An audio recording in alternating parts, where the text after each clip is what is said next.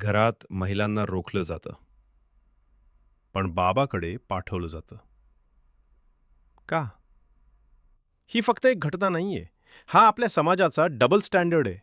घराबाहेर जाणं म्हणजे धोका, पण बाबा म्हणजे पवित्र. म्हणजे काय? आपण धर्माच्या नावाखाली प्रश्न विचारायलाच विसरलो आहोत.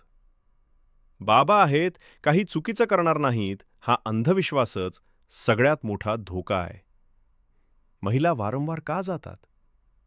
कारण त्या भोळ्या आहेत म्हणून नाही. घरात कुणी ऐकत नाही, मानसिक ताण असतो. कुणीतरी समजून घेतंय असं वाटतं. आणि एकदा अडकल्या की बाहेर पडणं खूप कठीण होतं. हे फक्त श्रद्धा नाही. हा एक सायकोलॉजिकल गेम असू शकतो. तुझ्यावर संकट आहे, फक्त मी वाचवू शकतो.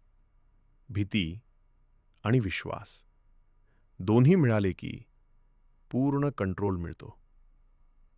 अशा व्हिडिओमध्ये काय दिसतं?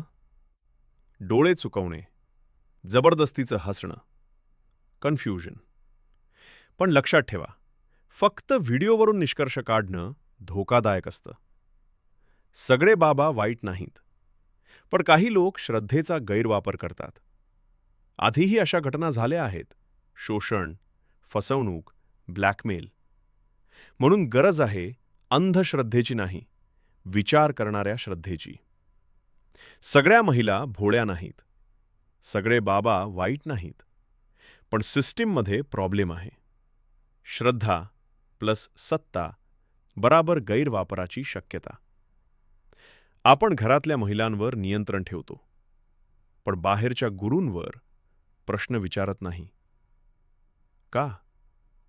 जर तुम्हाला वाटतं प्रश्न विचारणं चुकीचं नाही, फॉलो करा, शेअर करा, आवाज उठा.